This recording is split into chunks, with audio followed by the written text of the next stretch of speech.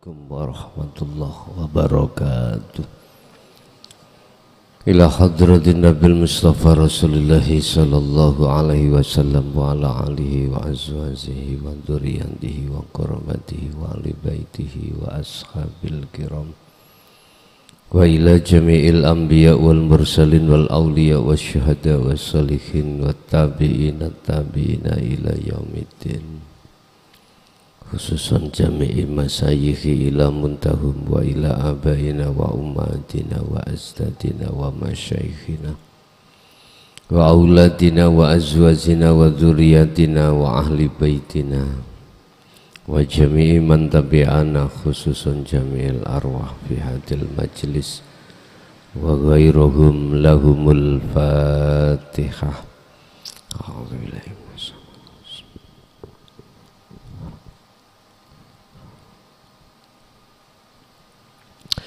Bismillahirrahmanirrahim. Bismillahi tawakkaltu ala Allah, la khawla wa la quwata illa billah. Asyhadu an la ilaha illallah wa asyhadu anna Muhammadan abduhu wa rasuluh. Allahumma salli wa sallim wa barik alaihi wa ala alihi wa ashabihi ajma'in, amma ba'd. Ada dua golongan ruhaniyah manusia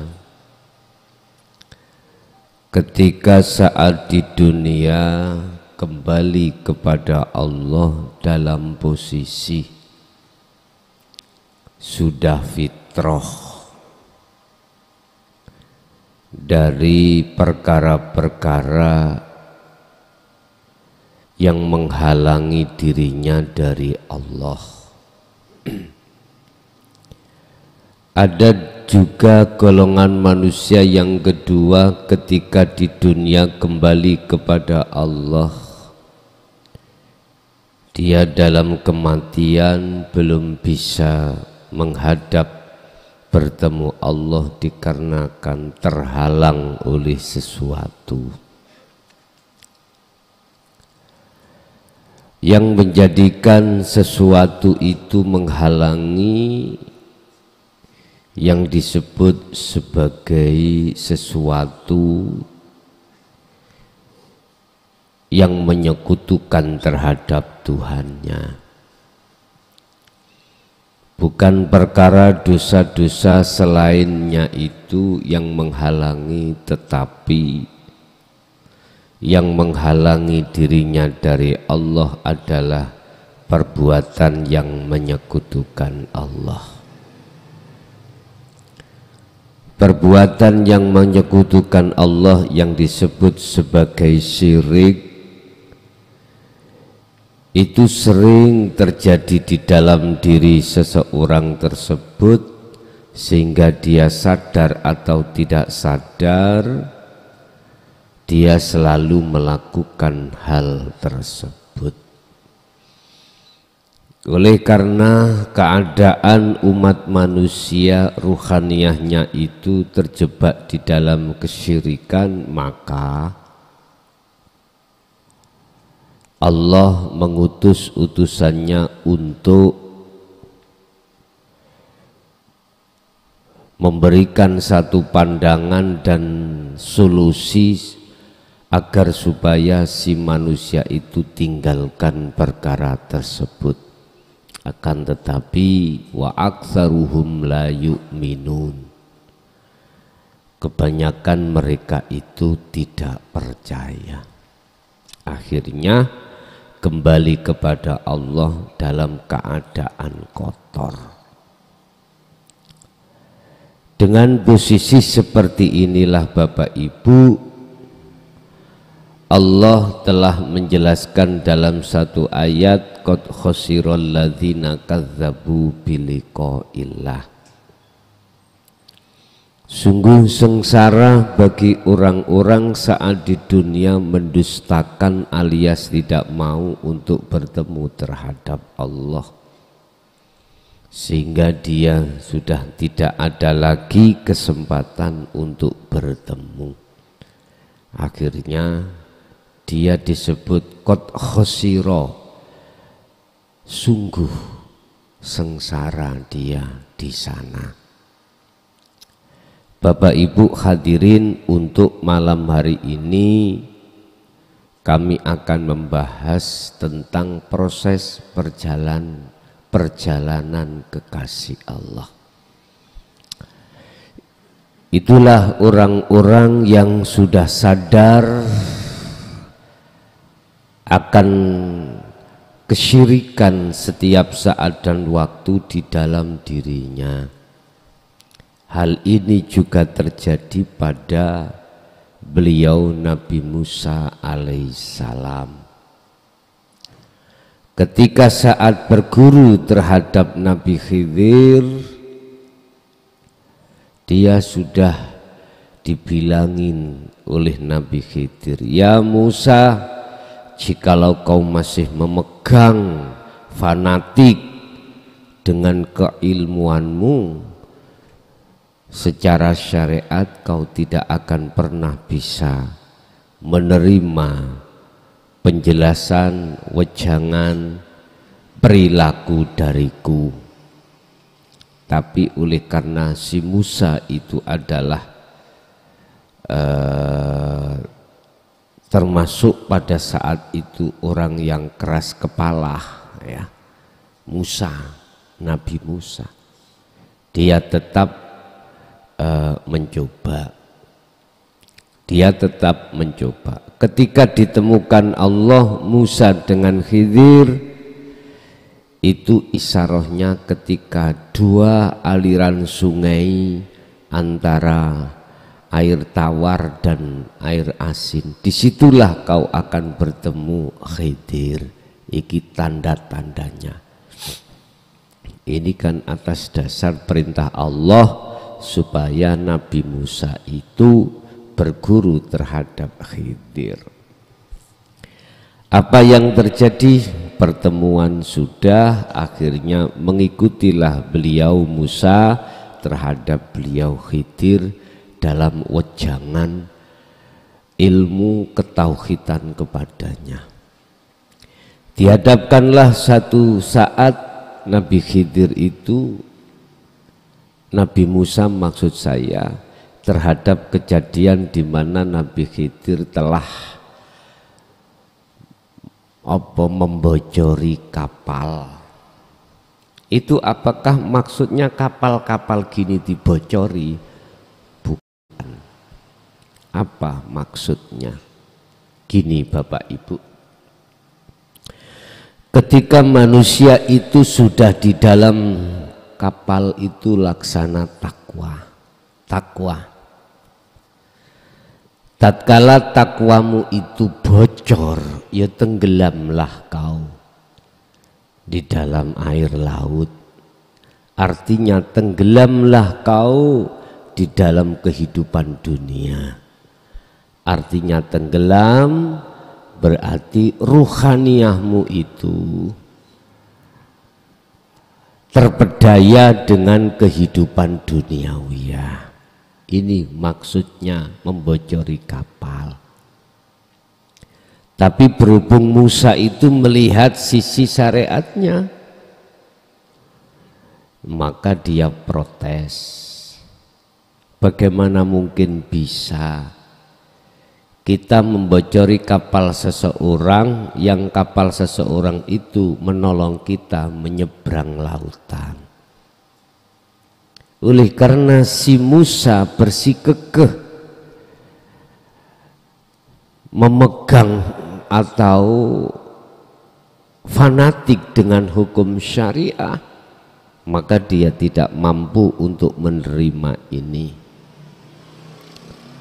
Sebelumnya Musa sudah diperingatkan terhadap Khidir, Musa kau tidak kuat Musa, karena alasannya Musa masih memegang kefanatikannya di dalam ilmu syariah. Siapapun Anda, apakah Anda sudah jadi kiai syariat atau mursyid thariqah, kalau kau masuk di Jaya Baru tidak kau lepas itu, nggak akan jadi kau, nggak akan jadi. Sealim apapun ilmu dhahirmu, jikalau sudah masuk di dalam jaya baru, turunkan. Jangan kau pegang terus itu, nggak akan mampu, nggak akan bisa menerima ajaran ini, nggak akan. Kau akan protes, nggak jadi kau, nggak bisa. Kau akan kembali untuk bertemu pada Allah. Anda yang alim ilmu tentang syariat atau alim tentang ilmu muhadharah, bahkan kau alim tentang ilmu mukasyafah, bahkan bisa menerawang isi perut bumi itu, mana sumbernya yang ada. Kalau kau sudah masuk di jaya baru, tidak kau sisingkan itu, nggak akan jadi kau. Andai kata kau mewah urusan duniawiyahmu di muhadharah, kalau masuk di dalam jaya baru masih kok pegang, kau tidak akan pernah bisa sampai pada kewusulan Allah. Begitulah kiranya. Bapak Ibu, dihadapkan persoalan satu ini aja Musa sudah muntah, gak bisa menerima. Apalagi pelajaran berikutnya yang ada kaitannya Nabi Musa, Nabi Khidir, maksudnya membunuh anak kecil. Gak bisa. Dimana di situ mempunyai maksud. Ibarat jenengan mewah itu dihabiskan kemewahanmu. Ibarat kau alim dihabiskan rasa kealimanmu. Ibarat kau ini orang yang berpangkat, diuculi, dipereteli pangkatmu, jadi jatuh. Mohon maaf, nggak bisa, tetap nggak bisa. Makanya siap-siaplah kau jikalau sudah masuk di jaya baru, siap mati, siap melarat, siap mereteli pangkatmu duniawiyah. Begitu. Yang terakhir, dihadapkanlah satu kejadian di mana menghilangkan rasa kehormatan di dalam dirimu. Artinya, mengapa di situ Nabi Khidir membangun satu pagar di mana orang-orang kampung itu tidak menghormati kita? Oleh karena si Musa itu adalah merasa orang yang terhormat, mestinya masuk di dalam kaum harus dihormati, malah dicuekin oleh kaum. Musa sakit hati karena merasa mulia. Wong aku nabi kok, lah wong aku orang tokoh kok masuk di kaum kok gak dihormati, lah kok malah Khidir kok membangun pagar yang mau roboh. Ini selalu bertolak. Mestinya ketika saat iki pandangan Musa, ketika saat kaum itu tidak menghormati alias meludahi,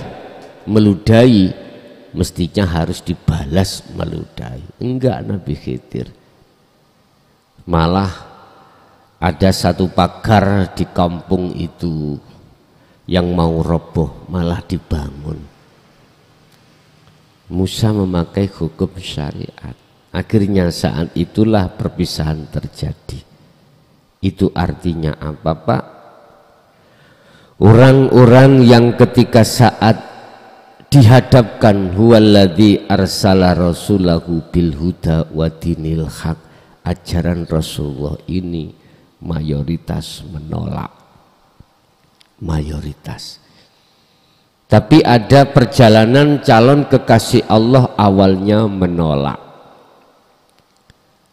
tetapi akhirnya dia menerima. Atas kesadaran diri, hidayah datang diterima. Akhirnya inilah Dia yang awalnya mengatakan bahwasanya ajaran dinut tauhid itu enggak benar, akhirnya atas kesadaran diri mengatakan benar. Ada seseorang yang seperti itu, yang asalnya itu kolot-lot seperti Nabi Musa, enggak mau, tapi pada akhirnya dia menerimanya. Ini jan kalau tidak pilihan Allah nggak mungkin bisa terjadi. Oleh karena pilihan Allah maka bisa hal ini terjadi. Contoh pada si Musa. Diterangkan hal ini di dalam surat Toha ayat 11 sampai ayat 14. Inilah proses kita, walaupun kita dulu mengatakan ajaran dinut tauhid itu enggak benar. Sekarang berhubung jenengan sudah mau melepaskan keakuan Anda yang kaya, keakuan Anda yang mewah di dalam muhadharah kealiman, di dalam mukasyafah kesaktian, maka disitulah Allah dawuh falamma ataha nudiya Musa. Ketika Musa dipanggil oleh Allah, dia datang terhadapnya. Ya Musa, hi Musa, ini ana Rabbuka, sesungguhnya aku iki Tuhanmu. Nah ini berarti jenengan proses seperti ini, Anda ini sudah menghayati, mengimani apa yang terjadi dari Allah, diberikan tentang dinut tauhid, hatimu sudah ada nur cahaya. Nur cahaya apa? Nur cahaya iman yang benar, tapi belum menjadi nur makrifat. Cahaya yang benar artinya cahaya iman yang benar. Artinya kalau sampean sudah yakin ajaran dinut tauhid itu sudah dikatakan kebenarannya mutlak, maka Anda pasti akan mengatakan gini, ternyata apa perbuatanku selama ini, baik sholatku, zakatku, posoku, tidak ternilai di mata Allah. Pasti seperti itu. Apa amaliyah-amaliyah yang dulunya Anda bangga-banggakan, loh, sing sugih sedekah Pak. Di setiap provinsiku bikin masjid. Setiap provinsi. Bahkan setiap kabupaten itu mendirikan masjid. Bahkan saking kayanya, usahanya saking lancarnya, jarene gurunya, oh iku barokah kamu. Barokah, semakin kau bikin masjid semakin banyak, maka usahamu semakin jaya. Iya jaya. Tapi bukan jaya baru loh ya. Bukan jaya. Iku katanya barokah. Semakin ditinggikan omsetmu, berhubung Anda itu masih ada di lingkaran syariat, terus punya satu amalan, terus amalan itu jadi karomah, mesti siapapun pada umumnya mengatakan itu barokah. Barokah. Lu gak usah ngomong tidak, memang gitu dulu itu. Siapapun yang hanya masih di lingkaran hukum syariat, terus kamu punya amaliyah apapun ya, yang kau istiqomahkan sehingga muncul karomah dan mendukung kesuksesan usahamu, mesti kau mengatakan barokah. Gurumu yang ngomong barokah. Pertanyaannya, itu hidayah apa istidraj? Nah, tinggal kita mensikapi dari sisi mana. Kalau kita sikapi dari sisi syariat, lawang jenengan iki patuh hukum syariat kok. Sholat ini gak jamaah gak gelem. Iya, gak gelem. Poso mawon masih loro, wetenge mending aku matek dalam keadaan poso daripada mokel. Jare Pak dokter, kuwi nek gak mangan lambungmu kok tambah parah. Mboten, matek gak apa-apa. Jenenge wong saking kuate cekelan syariat gitu ya. Lho aku nggak nyalahkan, itu prinsip, monggo. Lah, Masya Allah, semua dikasih Allah mudah tentang kesuksesan dunia. Dodolan sak dodolan, dagangan lagi buka, lho sing teko kok, Masya Allah, marung no. Wis gak ono sepine, saking gak sepine ninggalno sholat duhur jamaah susah. Wis jenenge saking ramene Pak ya, mesti ngomong barokah. Iki barokah sebab wiritaku, sebab pendungane guruku. Gurune ngomong, ya kene rek 5% rek. Lho aku yo ngaitno, aku sing kaya wiritan awakmu. Bentuke 5% apa? Lho kaya ngene iki apa jenenge? Apa iki degan? Ya aja kok tukno wungkul ngene. Ya kudu kok pecah.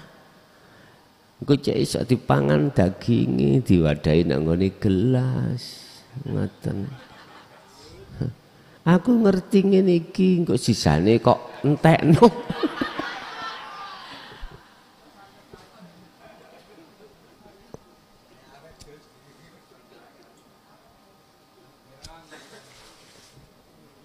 Rumangsane aku gak seneng kelamutane ngono bae.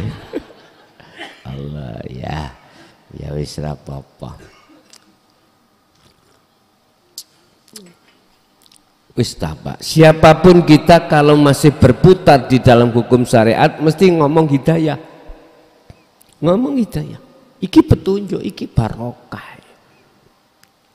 Tetapi ketika saat hatimu sadar tentang aturan din tauhid, pasti nafsu lawamahmu di dalam dirimu itu muncul, bangun, kesadaran tumbuh.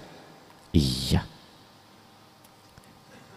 Mengapa kita kesadaran penuh di situ kalau kita itu ketika saat beramaliyah muter di dalam hukum syariat itu tanpa guna dan manfaat? Karena Anda sudah tahu kesadaran segala amaliyah apapun itu tergantung nata iju akhwalil. Apa? Husnul a'mali nata iju husnul ahwal. Sudah tahu baik dan tidaknya satu amalia secara fisik tergantung keadaan ruhaniyah bagaimana. Lah kita nggak ada sama sekali ruhaniyah. Waktu amaliyah itu condong nang Allah nggak ada. Nah disitulah kesadarannya. Akhirnya Allah panggil kau, ya hambaku sinio. Ya itu maksudnya. Akhirnya sampean datang. Di situ Allah katakan, ini sak temene ingsun, ana ya ingsun iku rabbuka, aku iki Tuhanmu. Artinya apa Pak? Di dalam hatimu ada rasa bahwasannya Allah itu dekat. Wa idza sa'alaka ibadi anni fa inni qaribun. Muhammad, jikalau ada hambaku yang tanya tentang aku, katakan, jawablah, aku dekat. Aku dekat ini posisinya Anda sudah rasa yang ada di dalam diri Anda itu muncul bahwasanya yang segala-galanya yang melakukan adalah Allah. Akhirnya ora patek muring-muring. Ya, kabeh semuanya untuk umat. Akhirnya jenengan keadaan kamar segitu dihuni orang gak kemaran muring-muring. Ojo saenake dhewe. Ya. Tata hati. Kamu di sini itu menata hati. Gak muring-muring ae. Nek muring-muring tak dele sawah, sumpah tak dele sawah. Sesama harus enak atine. Ojo menang karepe dhewe. Ayo balenono tak dele sawah kuwi. Tak dele sawah. Nek dele sawah piye? Tak kene gubukan sak meter mesti sak meter. Balah kepanasan, mesisan tak kum kuwi. Kita di sini dipanggil Allah. Ya. Kita ke sini dipanggil Allah. Bukan aku manggil, Allah yang manggil. Kamu di sini didandani Allah. Perhatikan apa dawuh-dawuh Allah. Allah kalau sudah memerintahkan kita untuk meleremkan sifat amarah, leremkan. Caranya bagaimana? Untuk meleremkan. Yadhkurunallaha qiyaman wa qu'udan wa ala junubihim. Kondisi apapun, kau harus sadar yang berperan di situ Allah. Jadi kalau bila mana ada muncul sesuatu sedikit yang enggak enak, kau bisa kembali. Kalau ini tidak kau perhatikan, tak dele sawah, ngandelo. Ayo. Butuh awak dhewe iki ben jenengan iku bersih rohaniyae juga bersih jasmaniyae. Tinggal berapa tahun sih kita itu? Ayo. Sisa umur kita tinggal berapa? Waktu yang begitu panjang kau habiskan zalim pada Allah. Tinggal sedikit. Ngapain dibuat marah-marah? Ngapain dibuat menang sendiri? Wis, iku gak masuk Jaya Baru. Ya. Ini ana rabbuka, aku iki pangeranmu Musa. Artinya di dalam dadamu itu sudah ada nur iman yang benar. Apa? Fungsikan. Caranya memfungsikan itu tadi, keadaan apapun Anda berzikir, sadar. Inilah Musa. Mengapa ayat ini Allah katakan terhadap Musa? Supaya Musa itu satu, waspada setiap saat dan waktu. Nafsu itu akan selalu mengincarmu. Dua, supaya si Musa mudah untuk kembali bertemu Allah. Tetapi Musa, kau akan bertemu aku. Satu catatan, ketika Anda sudah memegang sirul asrar, kau akan bisa sampai fana'udz dzikri, kau sampai bisa ketemu Allah, usul pada Allah. Ada syaratnya. Apa syaratnya? Allah katakan dalam satu ayat lain, falya'mal amalan sholihan. Teruskan zikirmu, terus. Jangan berhenti kau. Teruskan berzikir. Kedua, menurut ayat surat Toha ini Allah katakan fahla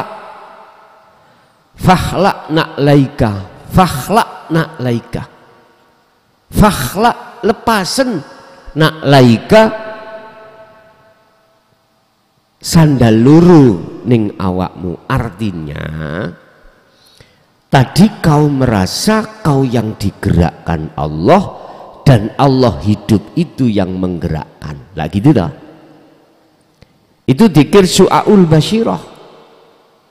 Yang tadinya Anda merasa yang digerakkan dan Allah itu yang menggerakkan hidup dalam dirimu, ini kan disebut su'aul basyirah atau muraqabah. Anda sudah merasa kalau Allah itu sangat dekat. Lepasen keakuanmu yang merasa yang digerakkan. Yang kedua, lepasen rasa keakuanmu yang tadinya itu Allah yang menggerakkan atau yang memperankan Anda. Lepasen. Sebab apa?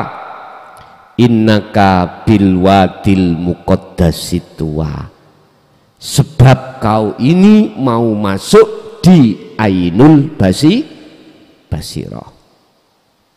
Artinya Nabi Musa ini mau masuk pada lembah tua.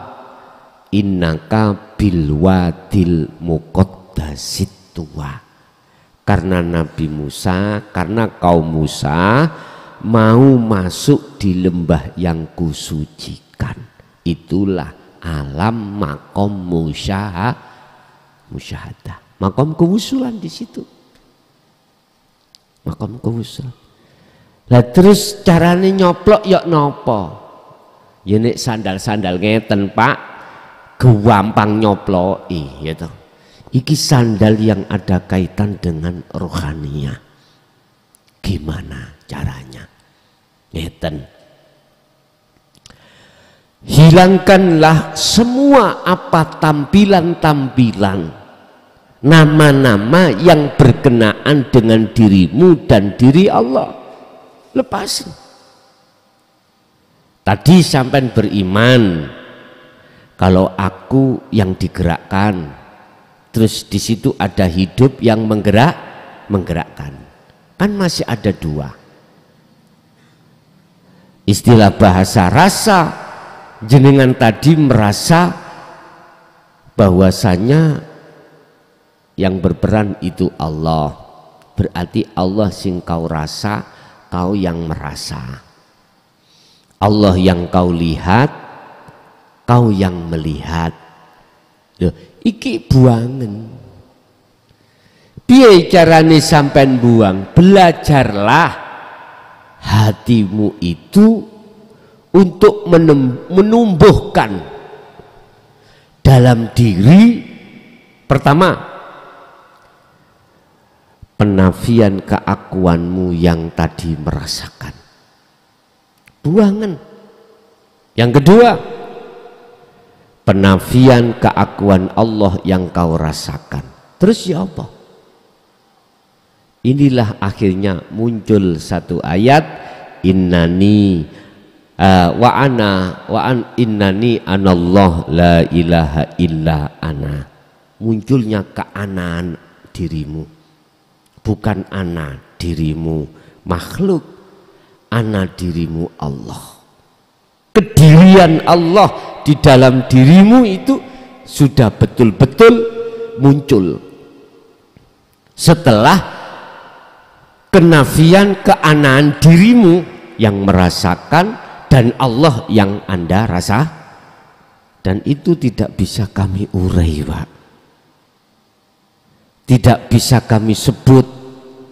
Cuman saya hanya bisa menyebut anak Allah, hanya itu. Cuman maksudnya di situ nanti Anda akan dipahamkan Allah sendiri. Wis, inilah bahasa ilmu itu sing paling dhuwur, puncaknya ada di sini. Puncaknya ada di sini. Tergantung dirimu mengiyakan seruan Allah di dalam sini apa enggak. Pun. Wa anakhtartuka fastami lima yuha. Andalah yang kupilih, kata Allah.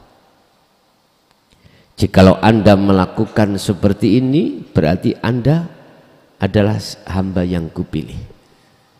Berarti Nabi Musa itu hamba yang dipilih. Nek sampai ngumbar amaroh terus jauh Pak, masih jauh. Ketika saat sampai itu nanti sudah melakukan nafi isbat, di situ fastami rungokno. Nanti ada dawuh di dalam dirimu, dan ketika dawuh datang dirimu sudah tidak ada. Apa isi dawuh? Aku Allah. Aku Allah. Itu dawuhnya. Lah, munculnya dawuh itu, keakuan dirimu sebagai makhluk sudah tidak ada. Sudah tidak ada.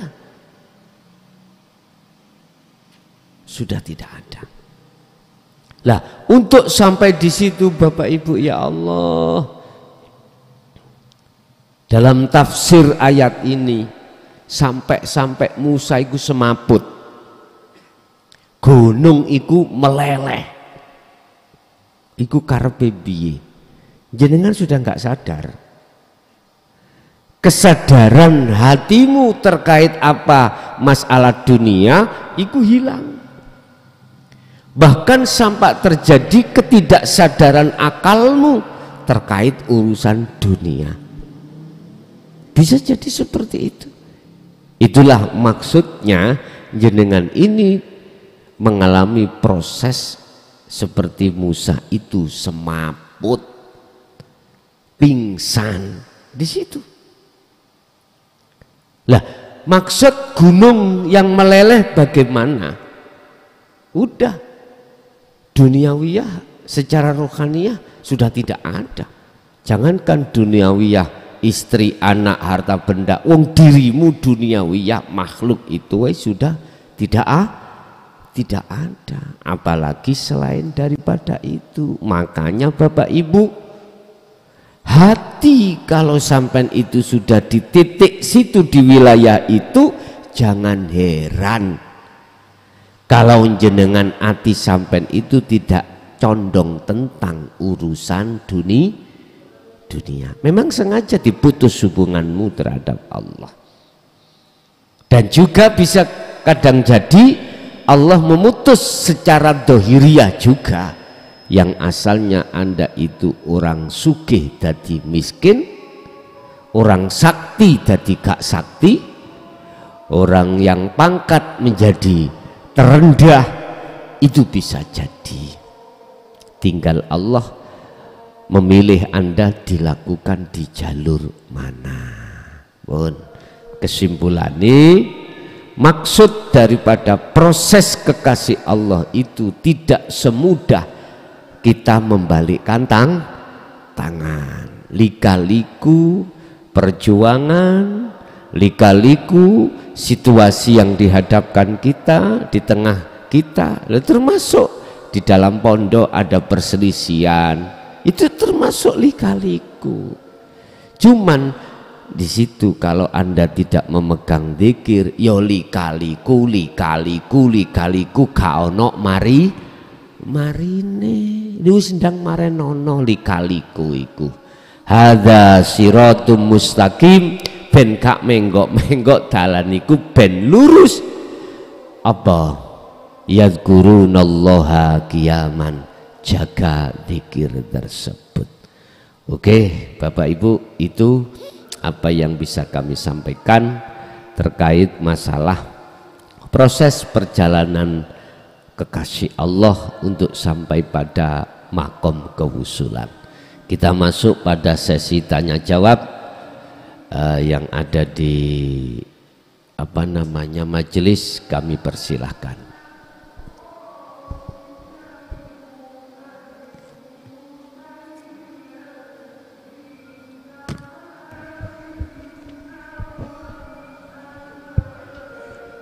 Assalamualaikum warahmatullahi wabarakatuh.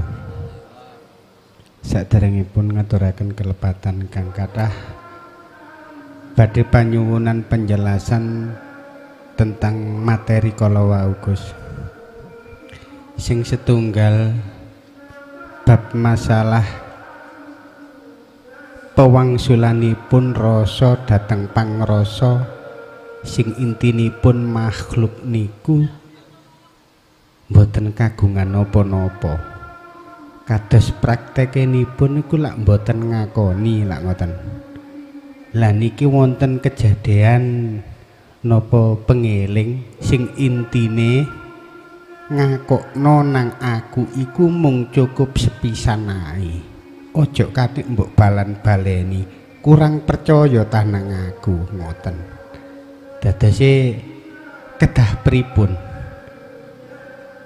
Sing nomor kalih den panjenengan jelasaken kala wau nek sampun kaucap ini ana Allah niku den panjenengan waos kala wau saged pingsan. Nomor kaliyan niku gunung saged leleh. Niki nopo salah persepsi, nopo selip, nopo kenging diarani klintu, nopo das pundi? Keadaan akal niki sehat, keadaan logika niki masih berfungsi, dan itu selalu menggema di dalam hati ini. Aku Allah, aku Allah. Bisa disimpulkan seperti itu. Atas panyuwunan penjelasan ingkang sempurnanipun. Sampun ngoten mawon. Assalamualaikum warahmatullahi wabarakatuh. Waalaikumsalam warahmatullahi wabarakatuh. Masalah gak oleh baleni wau bisa terjadi manakala wa aslimu lahu.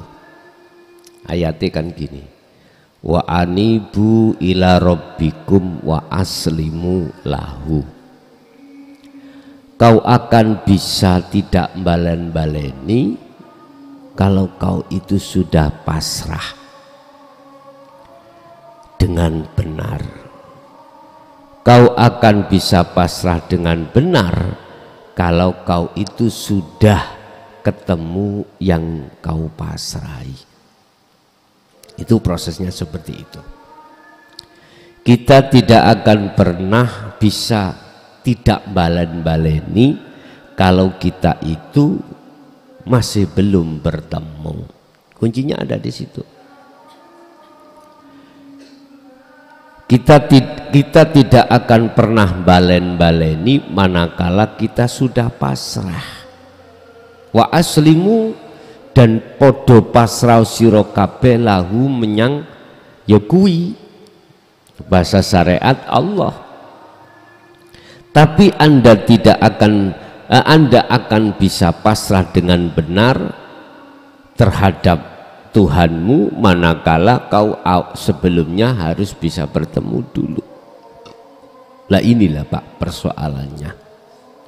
Sehingga gambaran kita untuk tidak bolan-baleni, gambaran kita itu jikalau sudah wa aslimu lahu, akhirnya jenengan ngintir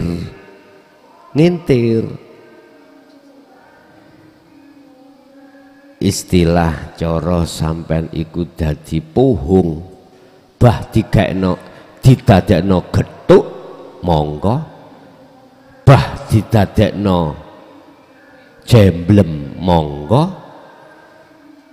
dan atau bahkan dijadikan apa jenenge sing bunder-bunder iku wis apa wae kuwi. Dadekno lentu monggo, didadekno begedel ya monggo. Ikulah bentuk paribasan wa aslimu lahu. Sedikit pun nggak ada protes.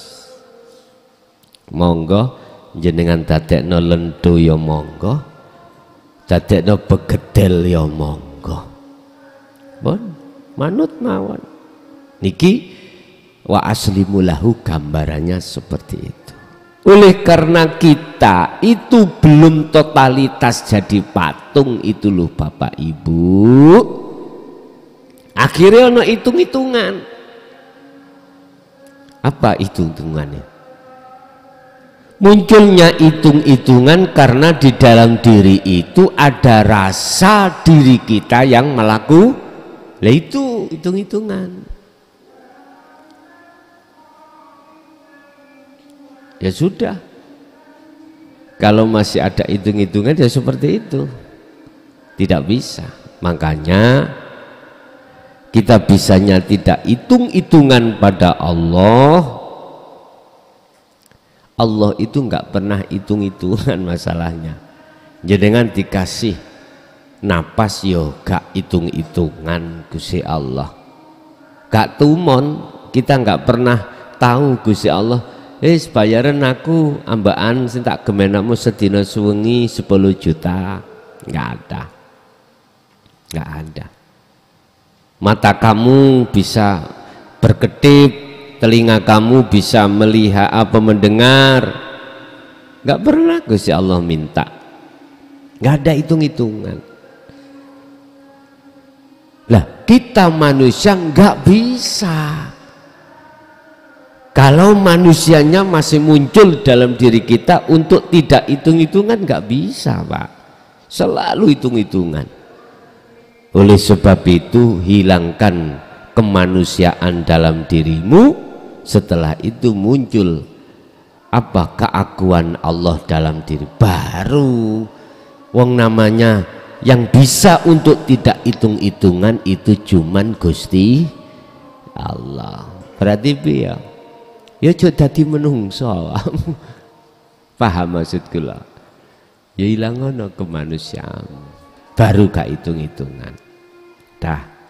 Yang nomor 2, bukan perkaranya sampean iku salah persepsi, salah mlebu kamar ya ora. Bagi kekasih Allah itulah proses Anda di dalam kebingungan.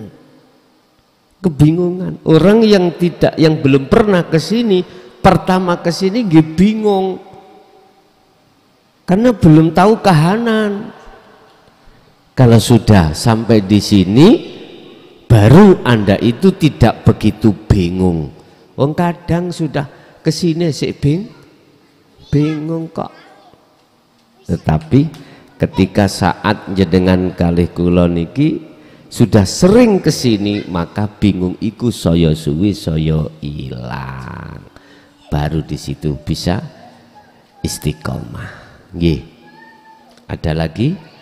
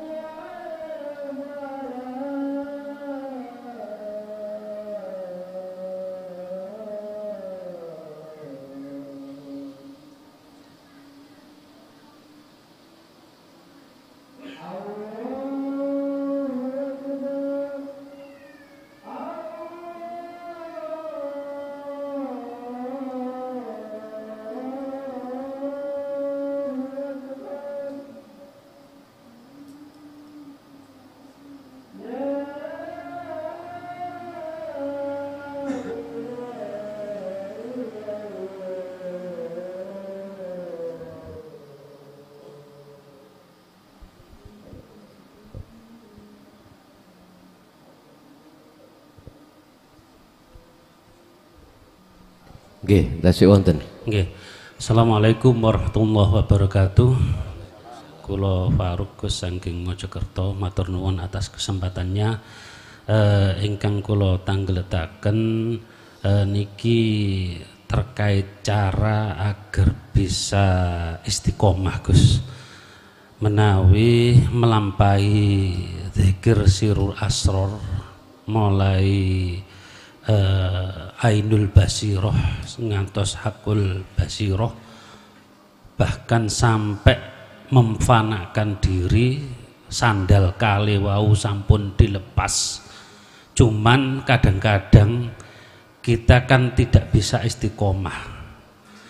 Lah terus pundi caranya? Apakah ngapunten secara teknis tangi turu wis aku tak mulai memfanakan diri jeret sampai engkau, ternyata di dalam 24 jam ya tetap aja kita akan berinteraksi dengan lingkungan, akan berinteraksi dengan sosial.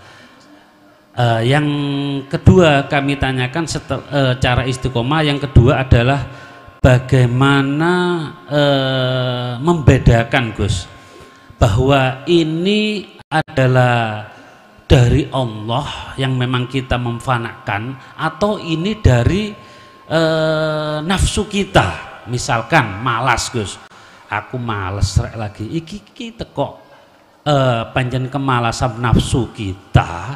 Apakah memang kita saat itu jadi patung yang saat melakukan itu sehingga memang patung nggak bisa ngapa-ngapain. Matur nuwun Gus atas pencerahannya. Assalamualaikum warahmatullahi wabarakatuh. Waalaikumsalam warahmatullahi wabarakatuh.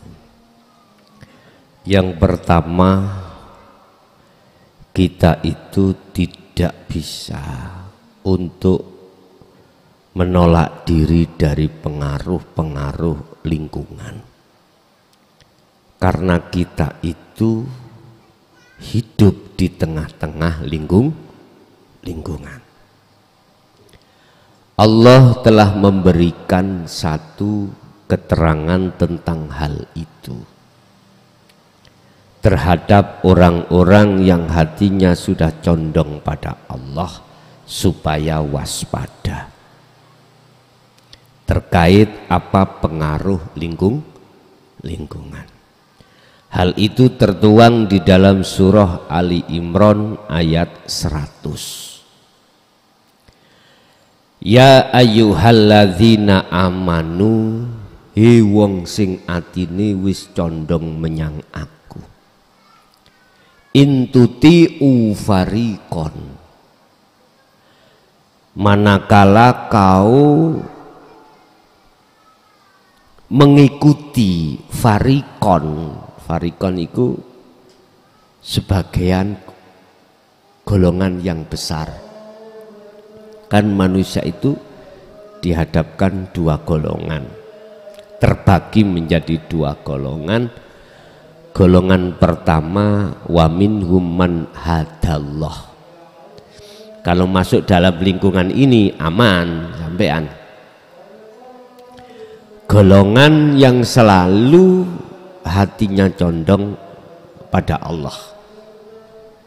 Tapi kita suatu saat dimasukkan golongan farikon, sebagian golongan maneh lingkungan yang wa minhum man haqqat minadz-dhalalah. Golongan yang lingkungan itu hatinya condong terhadap urusan dunia, hati bukan jasmani. Rupane farikon yang dimaksud yang kedua yaiku minalladzina, saking piro-piro wong ukeh, utu alkitabah, utu kang den tekaake sapa ladina alkitabah ing kitab, berarti wong sing hatinya mewah dengan urusan selain Allah. Bisa ahli kitab berarti wong alim ilmu dohiri. Utul kitab berarti wong mewah urusan dohiriyah dibawa ke batiniah. Ketika saat jenengan iki masuk di dalam golongan ini, ketahuilah yaruddukum ba'da imanikum kafirin. Mereka nggak suka kamu itu condong nang Allah, hatimu nggak suka. Diseretlah kau bagaimana setelah kau iman menjadi kafir rohaniyahmu di mata Allah. Artinya mereka nggak sadar kalau mengkafirkan jenengan iki secara hakikat, karena secara syariat bukan termasuk kafir. Artinya apa, Pak? Hatimu akan ditarik supaya berkarakter seperti mereka. Padahal Anda itu ba'da imanan. Anda itu iman sadurunge nang Allah, condong nang Allah. Terus bagaimana kalau kita dihadapkan kondisi lingkungan seperti itu? Bon, Allah wis ngasih jawaban. Mereka itu mesti menarik Anda untuk hati condong min rohibin setelah mingkol bin zahidin Anda. Mereka akan menarik Anda rohaniyahmu supaya condong menyang duniawiyah. Dengan keterangan-keterangan di situ Anda supaya terpengaruh. Terus apa? Bisa menyelamatkan dirimu walaupun dihadapkan lingkungan yang seperti itu. Dijawab oleh Allah di dalam surat Az-Zumar ayat berapa itu? Lupa saya. Gini, Rasulullah dan pengikut-pengikut yang menjalankan seperti Rasulullah, yang disebut tabi'ina solihin, beten ngomong masalah dzurriyah dan nasab, ndak. Tabi'ina solihin itu cuman gini, Pak. Alladzina, mereka itu iku yadhkuruna padha njaga dzikire Allah ing Allah. Kiaman, baik dia ketika berdiri, waku'udan ketika duduk, wa ala junubihim, lan ketika dia itu berbaring. Artinya berdiri untuk apa? Macam-macam. Artinya jenengan duduk pas waktu apa? Macam-macam. Waktu berbaring untuk apa? Macam-macam. Berdiri kadang jenengan berjalan, berdiri kadang jenengan sholat, berdiri kadang Anda itu apapun aktivitas itu. Duduk juga begitu, berbaring juga begitu. Berbaring dalam keadaan sakit, berbaring keadaan jenengan ini tidur dan lain sebagainya. Beliau selalu menjaga itu, menjaga zikirnya itu. Lah, zikir yang kumaksud di sini adalah jatuhnya hatimu di su'ak ke ain, dirasa sampai pada bertemu. Ini hanya ini caranya. Manakala jenengan kalih kula ini pinginnya selamat dari pengaruh lingkungan, sebab kita itu tidak menutup kemungkinan kalau kita itu suatu saat dihadapkan lingkungan yang tidak bersahabat terkait rohaniyah kita, bukan jasmaniah, rohaniyah. Kadang-kadang lingkungan bukan orang lain, istri suami kita yang belum sampai di situ ngomel-ngomel.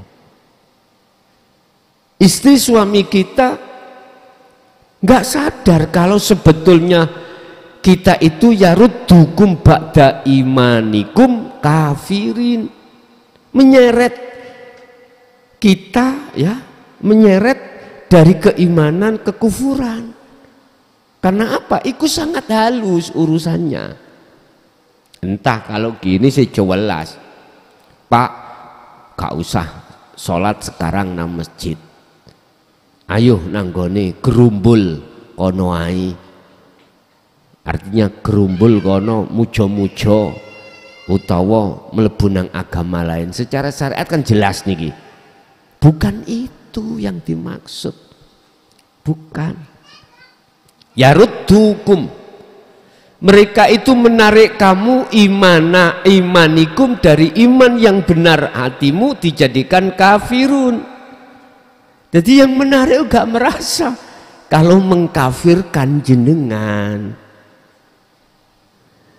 Kadang-kadang orang dekat kita sendiri, kadang-kadang entah itu orang tua kita, lah iya duweni anak situ gak gelem nyambut gawe sing tekun, penggawaane mangan turu. Kadang-kadang gitu tuh ya, kadang-kadang kita, ya Allah.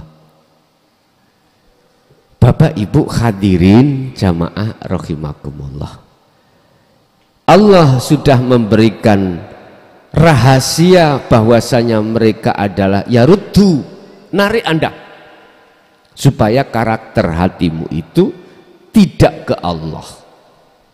Udah, itu lingkungan yang tidak bersahabat. Tetapi juga Allah memberikan solusi. Banyak ayat solusinya supaya Anda tidak terpengaruh.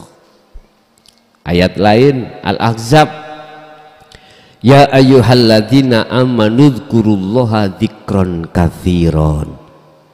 Saukeh-ukeh, sebanyak-banyaklah kau berzikir pada Tuhanmu, pada Allah. Berarti piye dimaksud zikir? Ya kesadaran hatimu. Makanya teman-teman thariqah ada yang begini, Pak Bu. Gus, kula niku sudah kadung zikir siri iku gak isok putus. Saya sadar zikir siri tidak bisa menjadikan solusi untuk masuk di musyahadah wusul pada Allah. Saya sadar kalau kuncinya itu di sirul asr. Tapi aku nggak bisa melepas sirul asr, nggak bisa melepas zikir sir, Gus. Bagaimana? Kumandangno terus. Kumandangno. Ya iki jenenge wong adus, bajune sik dipakai. Iso ta Pak ya? Jenengan mandi tapi sik rukuan. Mandi ambek ruku gak apa-apa. Lho carane nyabun ya apa Gus? Ya ojo sing disabun ojo rukuwe klambine ojo. Ya baju apa jenis badanmu sing kok sabun. Maksudnya apa? Ngeten Pak. Bener lahirmu iku ngomong aku, wong liya ngomong makhluk aku itu. Tapi di dalam hatimu bukan aku makhluk, paham ya? Iki laksana orang yang mandi tapi masih memakai baju. Ya, sekarang pilihin. Kui atus mandi pakai baju atau enggak pakai baju alias dilepas semuanya bajunya, lebih plong mana? Tapi bukan berarti jenengan pakai baju mandi itu disalahkan, tidak. Enggak. Artinya yang kau basuh itu adalah badan, bukan kulit, bukan apa, bukan baju. Anda mandi kan macam-macam alasane. Entah hawa panas iki ben dadi adem lak ngono nggih. Sing ongkep ben gak ongkep. Sing ana kotorane ben ilang kotorane. Jadi boleh jenengan ini berzikir sirul asrar, jenengan masih memakai zikir sir. nggak apa-apa, karena itu tidak bisa kau lepas. Ya sudah, jalan aja terus. Dan jenengan gak kadik dikir sir, langsung sirul asor mudah, ya udah. Berarti laksana Anda ini mencari sesuatu, segera awak mandi bisa ketemu dengan cara melepaskan baju. Monggo, mana di antara Anda yang ingin pilih? Wa qala aidan, Allah juga mengatakan tentang zikir ini, hanya zikir itu Anda akan bisa bertemu Allah. Berarti kudu dikongkon jaga zikiri. Tetapi perlu diketahui, di dalam kekasih Allah di maqam musyahadah itu ada 3, fana, kamil, baqo. Sebelum dibakok siapapun kita, walaupun sudah tahu masing-masing sistem cara untuk selalu bertemu Allah, selama belum ada dibakok, tetap kita itu diuji Allah lewat lalai. Gak bisa enggak, kecuali jenengan betul-betul sudah dibakok, baru sedikit pun tidak akan terpengaruh dengan lingkungan yang kurang bersahabat, senajan Anda itu masuk dalam lingkungan tersebut. Iki cara istilah ikan, betul-betul ikan yang sudah hidup, bisa hidup di tengah air yang asin, yaitu ikan di laut, baru maksum itu sudah. Setiap detik dia akan interaksi jasadnya terhadap air asin, tapi tidak mempengaruhi rasa di dalam jasadnya ikan tersebut. Alasannya sebab ikannya selalu hidup. Itu yang satu. Terus yang nomor 2, apa mangre lalian?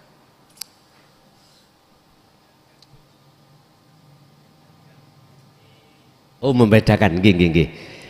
Membedakan antara itu dari Allah dan dari nafsu. Mudah. Apapun yang terjadi pada diri Anda, ya, kalau hati kita itu duduk di takholi, jelas dari nafsu. Jelas dari nafsu. Kita tidak melihat apa yang muncul dalam diri kita atau di luar diri kita. Kalau ruhaniyah posisi di takholi loh ya. Takholi itu apa dah? Takholi itu hati kita masih memperlakukan selain Allah. Masih memperlakukan selain Allah itu bisa mendatangkan mudarat dan manfaat. Itu berarti takholi. Atau ringkesnya, dalam diri kita masih muncul keakuan makhluk atas segala apa yang terjadi. Ini jelas datangnya dari nafsu diri kita sendiri. Wes. Yang kedua, ini tujuannya untuk nengeri kalau itu dari Allah ataukah dari selain Allah. Yang kedua, hatimu manakala duduk di tajalli, jelas apapun itu bentuknya, ini semuanya dari Allah. Apa tajalli? Dalam dirimu itu sudah tidak berlaku makhluknya, berarti akunya Allah dalam hatimu itu sudah tidak ada selain itu, termasuk dirimu sudah lepas apapun tuh Pak ya.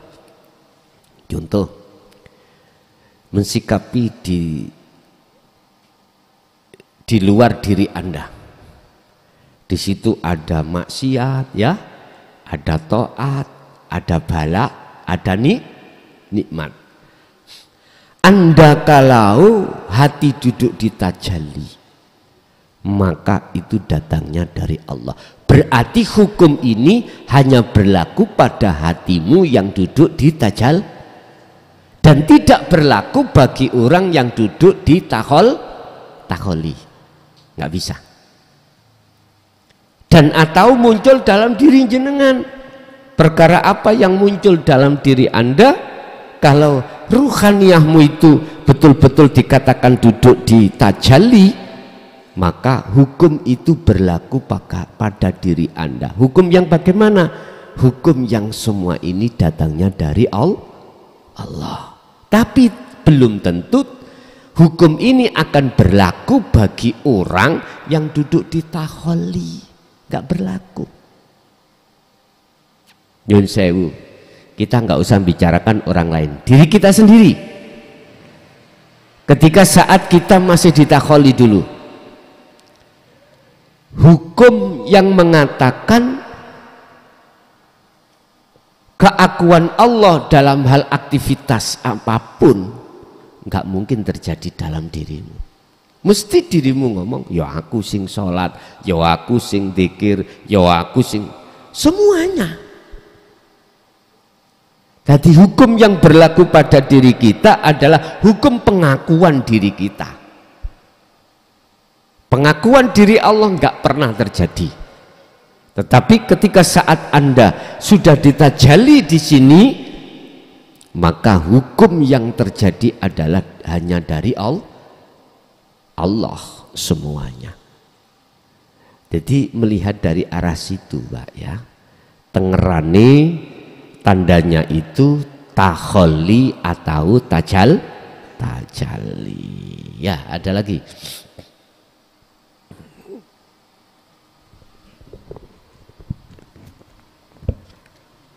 Assalamualaikum warahmatullahi wabarakatuh.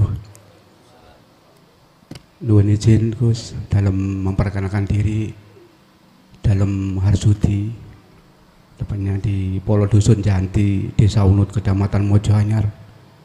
Kami mohon maaf dulur-dulur sedaya ingkang rawuh. Derek kajian rutin menika terus ramawon kula tasih nderek sekitar 2 bulan berjalan pun kegiatan menika. Kula menyampaikan di dalam kegiatan kula sehari-hari sebagai Polo Dusun, kami mengalami gangguan dan cobaan.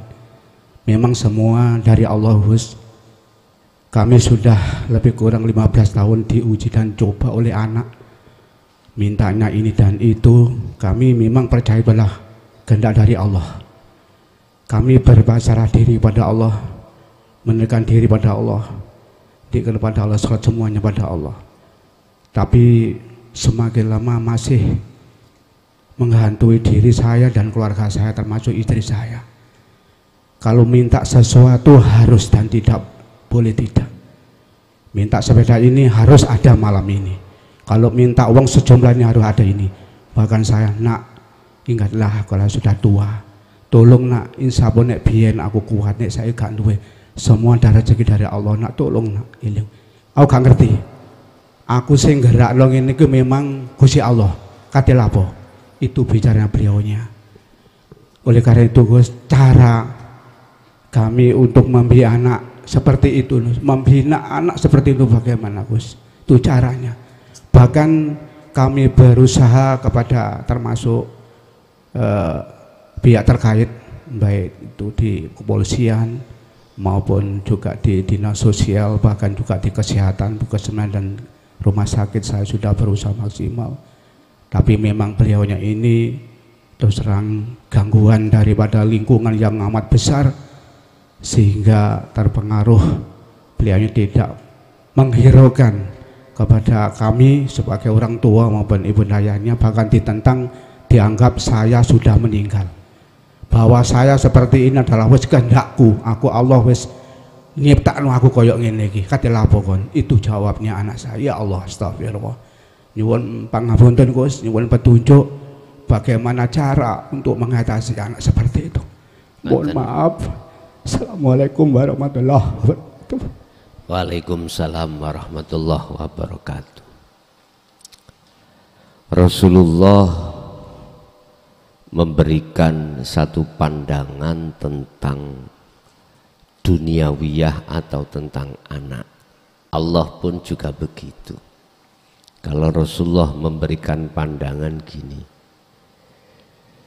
apa yang kau hadapi terkait masalah duniawiyah, Anak iku duniawiyah, harta benda duniawiyah. Itu laksana kau menghadang perkara yang ada kaitannya dengan tsunami. Tahu tsunami? Air laut, gelombang yang besar itu. Laksana kita menghadapi gelombang yang tinggi, yang besar. Gelombang kan macam-macam Pak nggih. Ada gelombang itu tidak terlalu besar, ada yang terlalu besar. Kalau dalam ayat Allah katakan innama amwalukum, sesungguhnya amwalukum, harta benda, wa auladukum, anak, beberapa anak. Sesungguhnya harta benda dan anak-anakmu iku fitnatun, ujian teko aku. Ujian itu datang ada kalanya lulus atau tidak lulus. Kalau jenengan minta solusi bagaimana anak biar tidak seperti itu, biar seperti apa yang kita harapkan, seperti apa yang diharapkan Rasulullah misalkan ya, ben kak ngunu dadi anak sing soleh, lah ngoten nggih, gak ngeriwuk atau gak bikin sakit orang tua. Ketahuilah kita sebagai orang tua manusia sifatnya la haula wala quwata. Gak bisa kita itu merubah anak yang asalnya durhaka terhadap orang tua menjadi nggak durhaka, nggak bisa. Kalau ngomong kita yang merubah, nggak bisa, nggak bisa. Sebab kita la haula, tidak punya daya upaya untuk merubah. Wala quwata, dan kita sebagai orang tua nggak bisa aslinya apa? Kekuatan untuk merubah, nggak bisa. Bisanya itu terjadi karena illa bil, datangnya dari Allah. Loh, biar itu datang bagaimana? Lah ini solusinya. Kembali kepada surah Az-Zumar ayat 54. Sering saya katakan. Wa anibu ila rabbikum wa aslimu lahu. Pertama kita harus menemui Allah dulu, karena yang bisa merubah adalah Allah. Yang tadinya kita itu punya wiritan ini terus Pak Yai engko cek ini sadar wiritan iki misalnya lah ngaten nggih, udah sementara waktu abaikan. Moco gini lah kadang ngono lah. Maksudnya abaikan itu bukan harus ditinggalkan, ndak. Abaikan kalau kau yang melakukan. Dong, itulah maksudnya. Sebab dengan cara begitu kau mudah untuk bertemu Allah. Bertemu Allah. Kalau Anda sudah bertemu, maka tadi saya katakan baru wa aslimu lahu, kau akan bisa pasrah. Inilah Pak cara untuk merubah anak itu. Sebab sing gawe ngono ya Allah, sing ngubah ya Allah.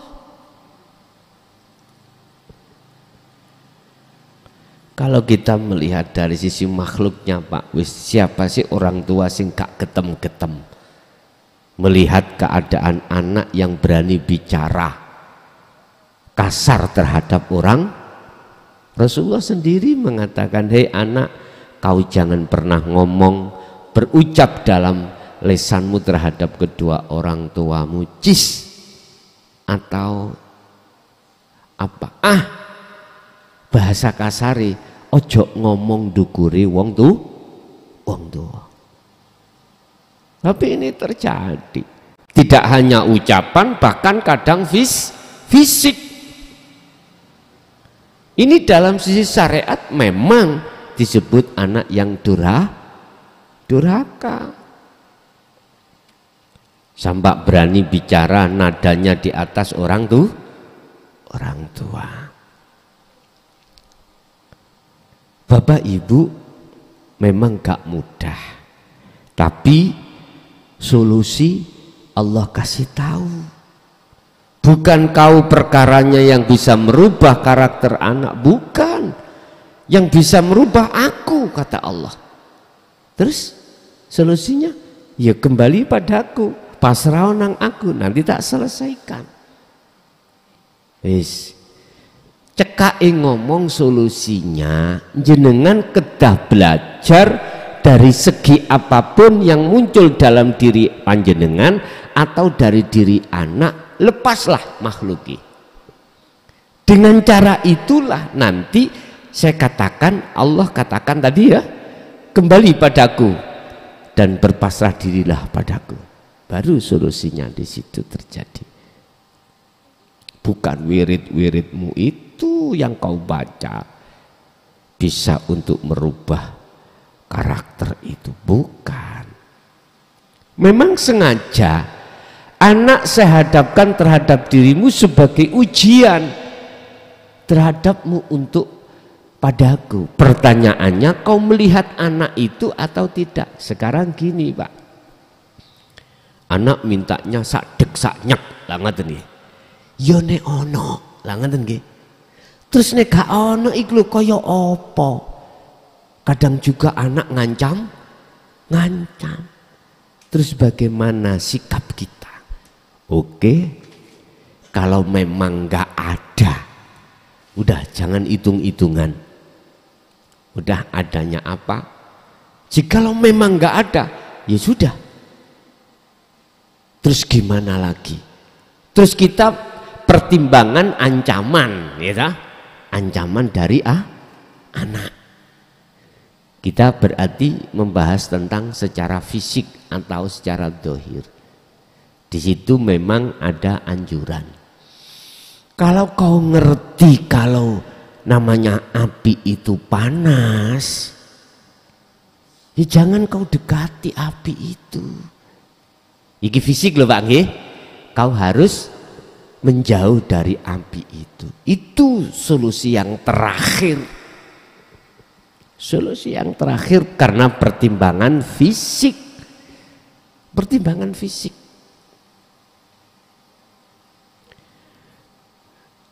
Nah, ojo ide-ide motor liwat ning embong kok ketubruk nak ngono.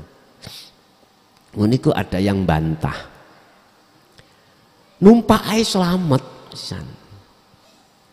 Gak oleh minggir-minggir, gak oleh nyedek-nyedek embong gede, embong besar karena banyak lalu lalang mobil-mobil takut ketubruk. Terus ngomong, ben gak ketubruk numpak ai mobil ben gak ketubruk. Ya awakmu ono Jakarta akhirnya gak ono ini. Artinya apa? Gini, kalau sudah ada perintah untuk menjauh dari mobil yang lalu lalang, ya jangan lantas kita bantah numpak ai selamat. Oke, kalau mobil seperti itu. Kalau saya kembalikan masalah api, jangan kau dekati api karena api itu panas terus kau itu mlebu ae selamat. Prasaku ya gosong tambahan. Lah gitu. Artinya apa Pak? Kalau kita pertimbangan fisik, kalau memang di titik kita itu di titik yang nol, nggak ada yang ditoleh, ya sudah, berarti kita menjauh dari api. Sampai kapan? Ya sampai mereda, sambil nunggu bagaimana Allah nanti akan membuka pintu hati si anak tersebut. Apalagi katanya anak tadi sampai bilang, yang membuat saya seperti juga Allah lah gitu tuh ya. Loh, jadi lah wis genah tuh ya, wis genah. Mestinya yang membuat Anda tidak bisa memberikan apa yang diminta itu ya dari Allah. Mestinya ya kudu imbang. Kok sik muring-muring? Iku berarti wa minan nasi mayyaqulu amanna billahi wa bil yaumil akhiri wa ma hum bimumin, berarti munafik. Sing bikin ini aku ya Allah. Oke. Sekarang dihadapkan apa yang diminta tidak ada. Iki kok ya sik ngamuk-ngamuk, berarti ucapan di depan itu ucapan wong munafik. Yaudah.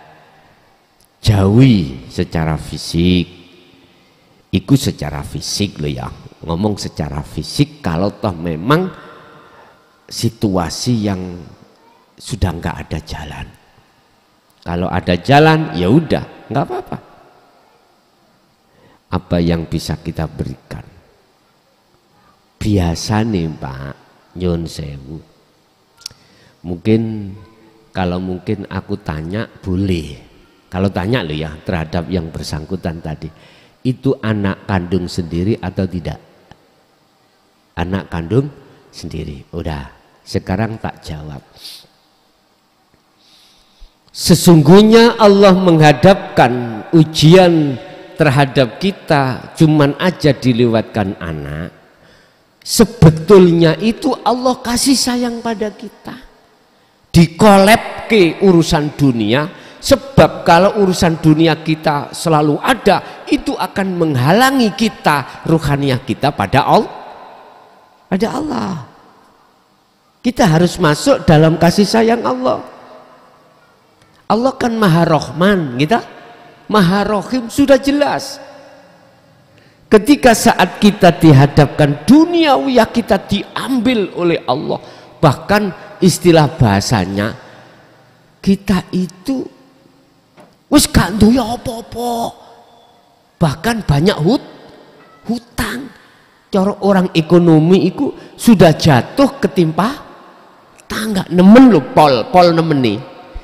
Ingatlah Allah ngepolkan seperti ini, itu sebetulnya bentuk kasih sayang Allah. Apa kasih sayangnya? Kalau kita sadar loh Pak ya, secara rohaninya, jikalau kita nanti dihadapkan Rahman itu tinggi, ya walaupun tidak tinggi lah, serba ada, apa yang dibutuhkan ada.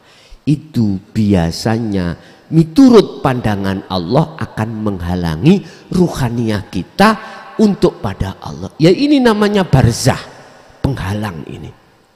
Makanya jenengan kalau sadar di situ ada rohimnya Allah, kasih sayang Allah yang bersifatkan rohaniah, jenengan pasti tidak mudah kita itu menyalahkan Allah lewat anak.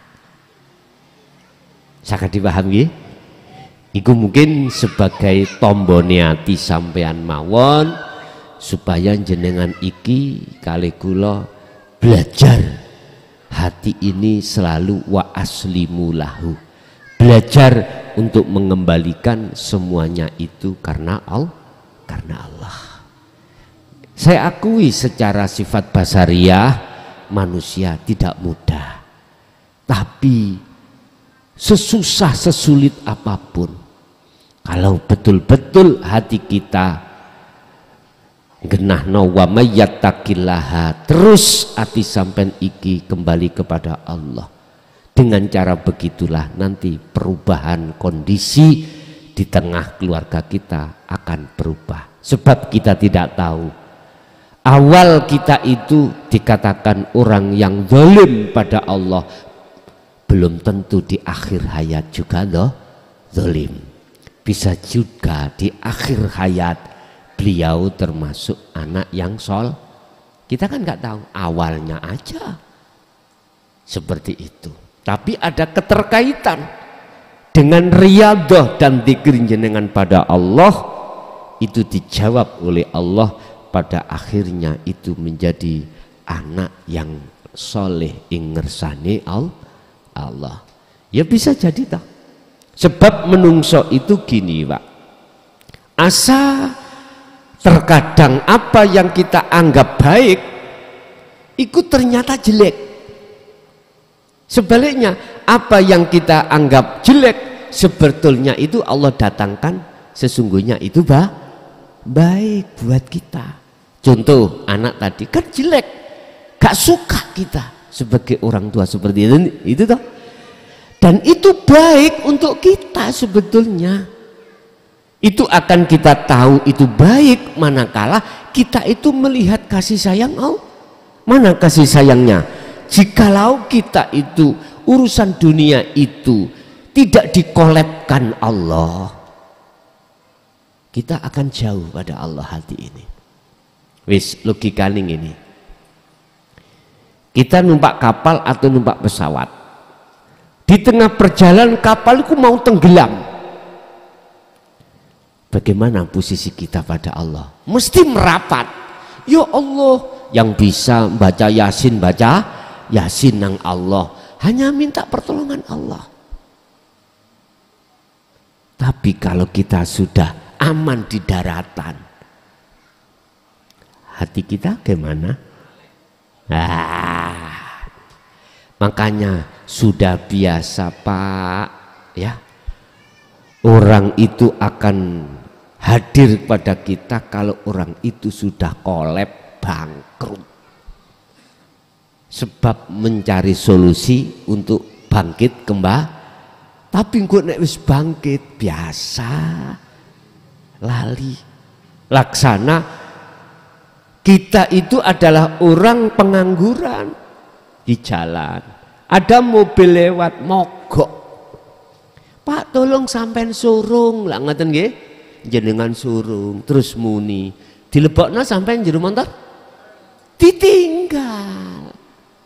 Waktu soro ya nyurung, waktu gak soro wis muni ya Yes memang iki hukum.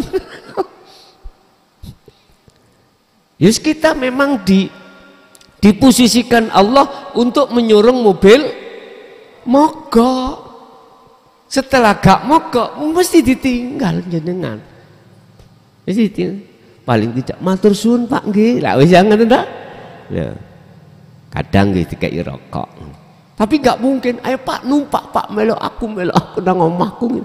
Gak mungkin. Ya wis, akhirnya dadal. Ya wis memang harus kita lakukan itu. Jadi Pak tetap di situ satu sisi jenengan pasrah kepada Allah.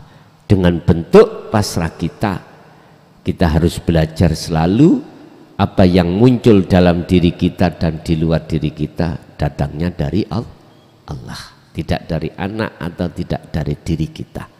Itu caranya untuk pasrah.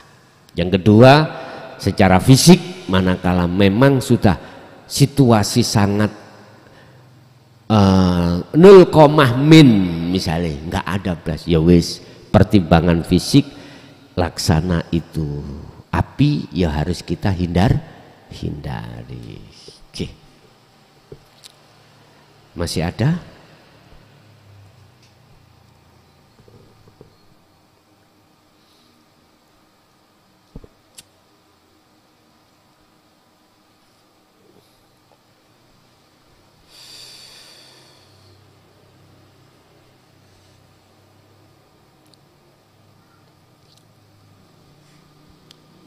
Sampun Bapak Ibu?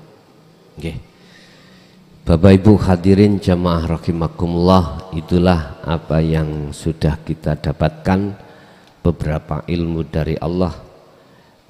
Setidaknya itu memperluas wawasan ilmu kemakrifatan kita pada Allah dan memudahkan hati kita lebih luas untuk bertemu kepada Allah. Al-Fatihah.